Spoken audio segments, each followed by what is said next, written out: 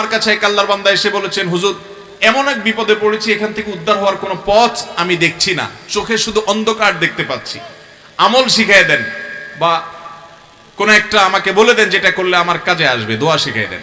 এবং এটা নিয়মিত কয়েকদিন করতে থাকেন। তিনি আমলটা করেছেন। স্যার রাহিমাহুল্লাহ বলেছেন, কয়েকদিন পরে লোকটা আমার কাছে আসলো, এসে বলছে যে ভাই, আমার নিজের কাছেই অবিশ্বাস্য মনে হচ্ছে যে আল্লাহ তাআলা আমাকে এইভাবে উদ্ধার করবেন, আমি কল্পনাও করি নাই, আমার সমস্যাটার সমাধান হয়ে গেছে।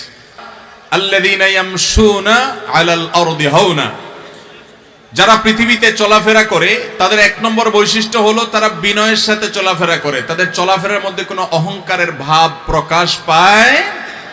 আল্লাহ তাআলা কাউকে টাকার গরম দিয়েছেন, কাউকে আল্লাহ তাআলা পদমর্যাদার গরম দিয়েছেন, কাউকে আল্লাহ তাআলা জ্ঞান গরিমা দিয়েছেন, কাউকে আল্লাহ রাব্বুল আলামিন কোনো প্রভাব প্রতিপত্তি দিয়েছেন, কাউকে আল্লাহ তাআলা অন্য কোনো দিক থেকে অগ্রসর রেখেছেন।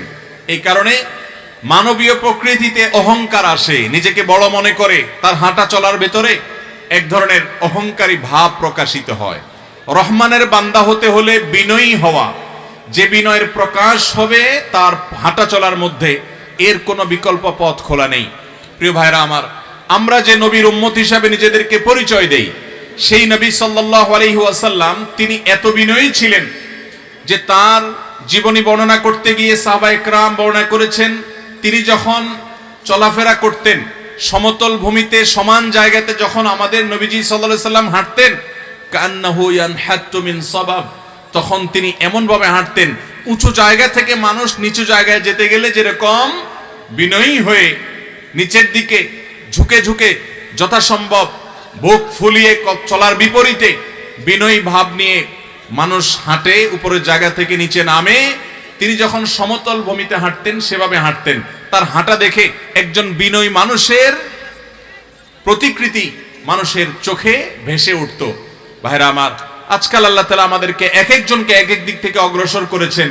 আমরা কেউ হয়তো কিছু শ্রমিকের দায়িত্ব পালন করি, আল্লাহ হয়তো আমাকে বস বানিয়েছেন, আল্লাহ তো আমাকে কোনো একটা অফিসে একটা ভালো পদে বসিয়েছেন, একটা চেয়ারে হয়তো বসার তৌফিক আমার হয়েছে, কিন্তু আমাদের মধ্যে ভাব চলে আসে, অহংকার চলে আসে।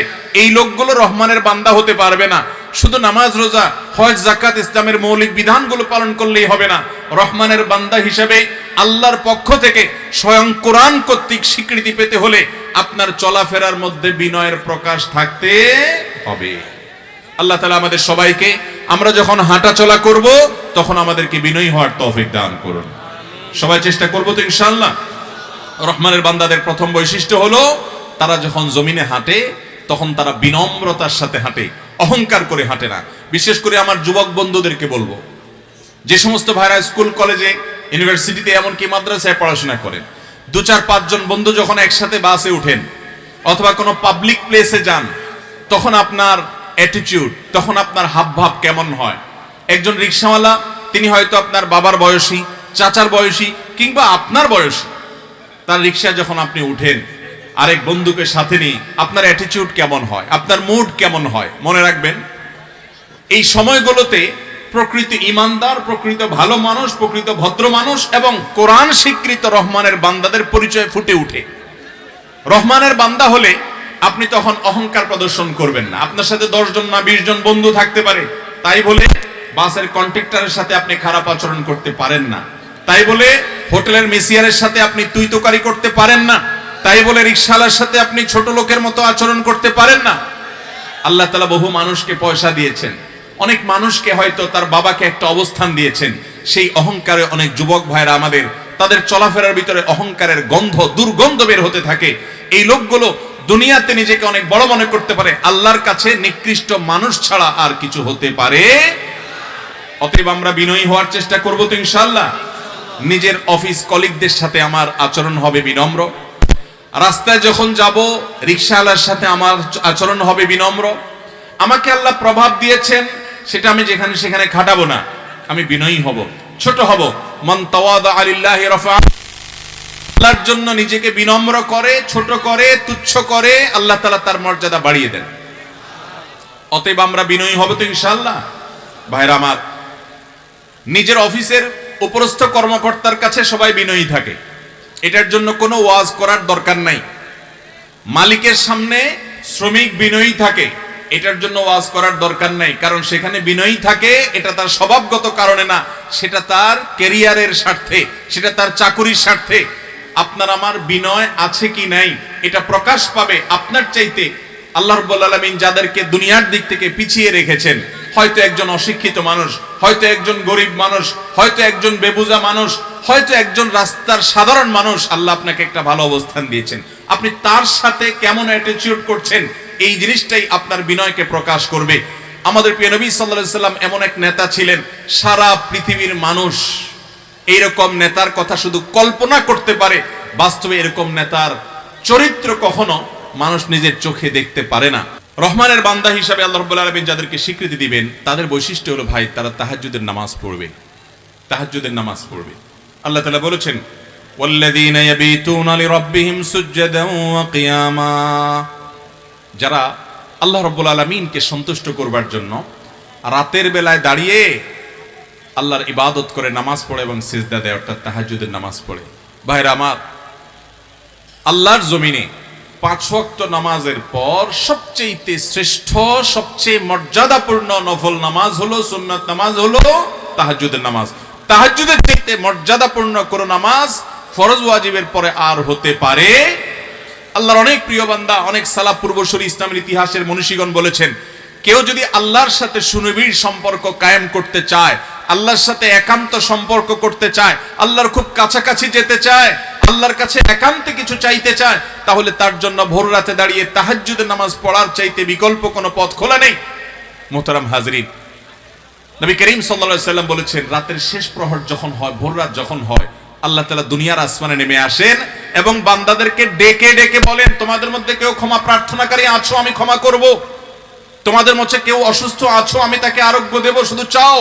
অন্য সব সময় চাওয়া আর ভোর রাতে চাওয়া এক না। ভাইরা আমার, ডক্টর খন্দকার আব্দুল্লাহ জাহাঙ্গীর রাহমাহুল্লাহর একটি ঘটনা তিনি নিজে বলছিলেন কোন একটা বক্তব্যে, আপনারা অনেকে হয়তো শুনেছেন অনলাইনে।